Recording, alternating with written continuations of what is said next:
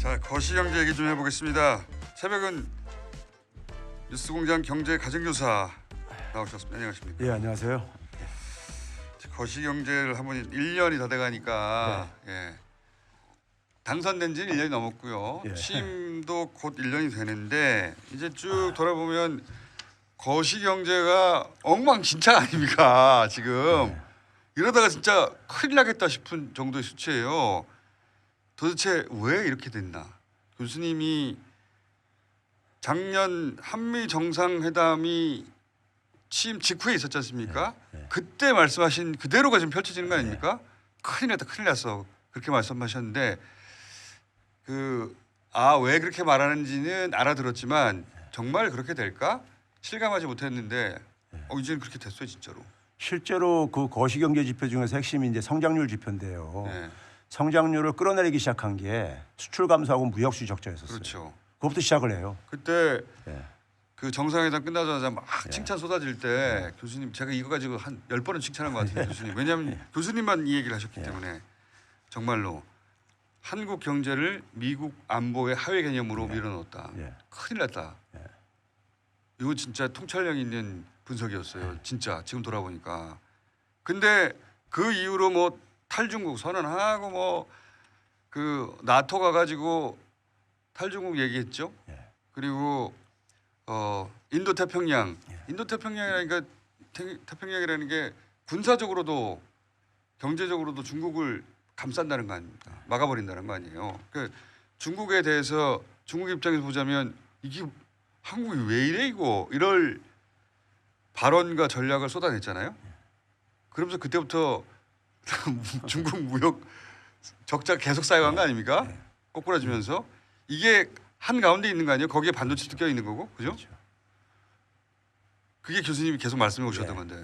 이거를 이해하려면 시간이 별로 많지 않아가지고 지금 그림 하나 띄워져 있는데요. 화면에 이게 떴나요? 자, 애플 생태계 말씀하시는 겁니까? 예, 지금 뜨네요. 복잡한 거 하나 만들어 오셨는데. 이게 뭐냐면요.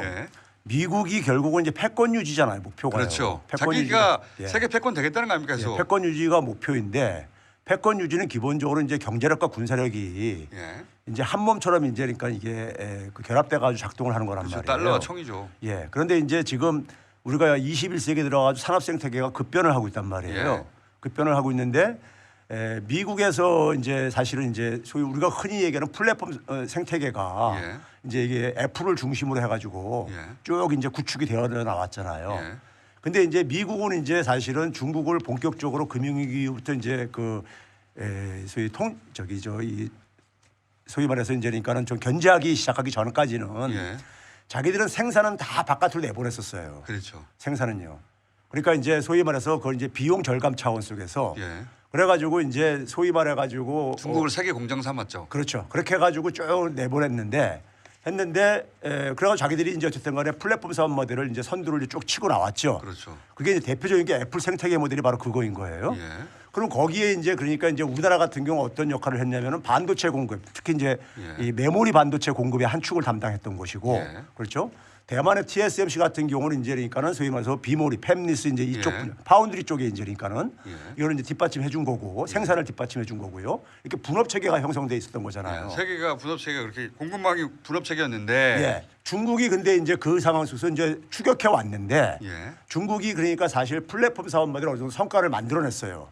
모방을 했든 어쨌든 간에요. 그렇죠. 그 대표적인 구체적인 사업 모델이 뭐냐면 바이두 같은 경우. 그렇죠. 이제 중국의 소위 말해서 구글이라고 불리는 검색 업체죠. 틱톡도 그렇고. 그다음에 이제 텐센트 같은 경우, 페이스북에 불려지고요. 그다음에 알리바바 같은 경우들 이런 것들이 이제 그러니까 만들어진 거예요. 아마존의 모델이죠. 그런데 이제 중국은 이제 그걸 만들 때까지는 거기에 굉장히 필요한 게 반도체잖아요.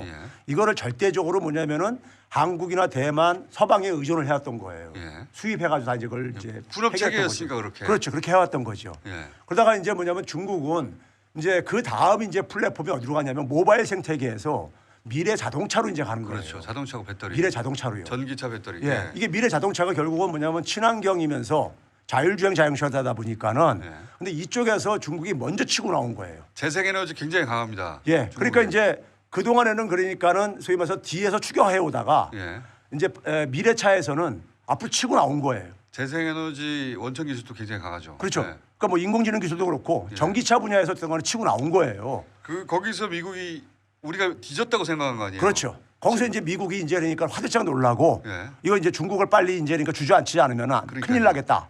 이렇게 생각이 된 거죠. 중국이 한 2, 30년 이내에 미국을 완전히 넘어서겠다는 위기감을 가진 거죠. 그렇죠. 예. 그러면 이제 결국은 이제 뭐냐면 중국을 제압하려면은 주저앉혀야 되는데. 예, 주저앉히려면은 어떻게 되느냐? 자기들 내에 그러니까는 중국이 어쨌든 간에 중국을 제압하려고 할 때 보복이 들어올 게 아닙니까? 예. 보복 들어오는 건 어쨌든 간에 그 피해를 최소화시켜야 될 게 아니겠어요. 그렇죠. 그래서 미국 내에 그러니까는 안정적인 소위 말해서 이 공급망. 생태계를 공급망을 구축하겠다. 그래서 한국 예. 반도체 공장도 중국이 아니라 미국에서 지어라. 그렇죠. 미국에 지으라 한 거고. 중국은 안 된다. 예. 지원 안 해준다. 예. 막 막는 거죠. 근데 여기서 이제 우리가 생각해 보면 깡패예요, 깡패. 그렇죠. 완전. 근데 여기서 이제 우리가 최근에 돌아가는 형국을 보게 되면은 예. 국가 간의 관계라는 것이 호혜적인 거잖아요. 주고받는 거잖아요. 예. 주고받는 건데 한국은 그냥 도구로 그냥 활용되고 있다는 거예요. 중국을 통제하고 그다음에 도구죠. 미국이 부족한 생산 분야에 부족한 부분을 파트너로 생각하지 않아요. 그렇죠. 지금. 바로 그게 이제 핵심 차이인 거예요. 예. 일본이나 대만만 하더라도 자기 이익을 챙기고 심지어 최근에 중국의 CATL이라고 우리가 그 배터리 업체 있잖아요. 배터리 세계 1위죠. 예. 그 배터리 업체가 그러니까는 사실 그러니까 중국 시장을 빼고 나면은 한국이 더 그러니까는 CATL보다 더 시장 점유율이 높아요. 예. 그러니까 한국도 배터리에서는 굉장히 경쟁력이 있는 그렇죠. 산업이잖아요. 그런데 CATL을 불러다가 미국에. 포드하고 테슬라가 미국이. 그렇죠. 미국이 우리 보고는 중국하고 절대 하면 안 된다더니. 그러니까 말이에요. 이런 그러니까 사실 그러니까 모순된 행동을 벌일 정도인 것은 그러니까 미국은 자국 이익이 그렇죠. 중요하니까 한국 떨어는 하지 말라고 해놓고 예. 자기들이 보기에 아 요거는 중국하고 하는 게 필요하네. 예. 그러면 자기들은 중국하고 해요. 그렇죠. 그리고 일본한테도 특혜를 주잖아요. 그러니까요. 일본이 요구했겠죠. 그렇죠. 각자 자국 이익을 막 추구할 때 일본이 아 이거는 우리한테 특혜를 줘야지. 일본이 그런 거잖아요. 장비 수출하지 말라. 예. 중국에다 그러니까 그럼 안 하겠다. 이렇게 하니까는 그래도 우리한테도 뭘 달라. 그렇죠. 해가지고 얻어낸 거예요. 광물을 그러면 일본 예. 거 인정해줘. 예, 그렇죠. 그래, 알았어. 그러면 FTA 안 했지만 FTA 안 한 국가인데도 불구하고 똑같은 혜택을 준 거죠. 그러니까요. 그건 일본이 얻어낸 거죠. 그렇죠. 그러면 우리가 이렇게 미국에다가 공장도 지어주고 다 지금 반도체 뭐 하고 뭐 배터리하고 다 미국 공장 지어준다고 지난번 바이든 왔을 때 선물로 잔뜩 안긴 거 아닙니까? 그럼 받아온 게 있어야 될 거 아니에요. 그 대만만 하더라도요. 받아온 TSMC가 파운드리 팹을 미국에 구축하는 걸 최소화하고 있다고요. 당연히 그렇겠죠. 예. 그러니까 그게 이제 결국은 뭐냐면은 거기에다가 그랬다가 자기들이 그러니까는 생태계가 대만 생태계가 무너질 수 있고 그러니까 그렇죠. 미국만 좋은 일이니까. 협상력을 갖기 위해서는 예. 그러니까 그렇게 하고 있는데 우리는 그냥 그러니까 요구하는 대로 다 하고 얻어내는 건 하나도 없는 거죠. 정부가 얻어내야 되는데 예, 정부가 개별 기업이 할 수 없는 일이잖아요. 일본 정부가 나서서 예. 광물에 대해서 그러니까 일본 반도체 기업이 그 배터리 기업이 중요한 산업의 문제지만 배터리 기업이 이걸 해결할 수는 없으니까 일본 정부가 나가서 미국 정부하고 협정을 체결한 건데 그럼 우리 정부가 우리 기업들이 지금 그 반도체 거기 공장 지으려고 그랬더니 다 내놓으라고 하고 있지 않습니까? 그렇죠. 그걸 막아줘야 되는데. 심지어 현대차 같은 경우는 올해 2월 달부터 급히 그러니까 엘라바마에도 공장이 있고 이제 조지아에도 지금 공장 건설하고 있는데 엘라바마에서 그러니까 전기차를 생산을 시작을 했단 말이에요. 예. 미국 내에서 생산한 거잖아요.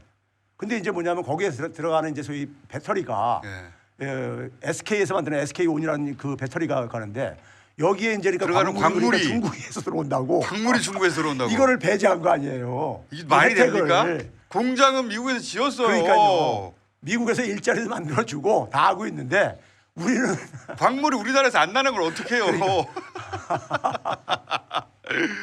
근데 일본은 그거를 예외 조항을 그렇죠. 받아냈잖아요. 예.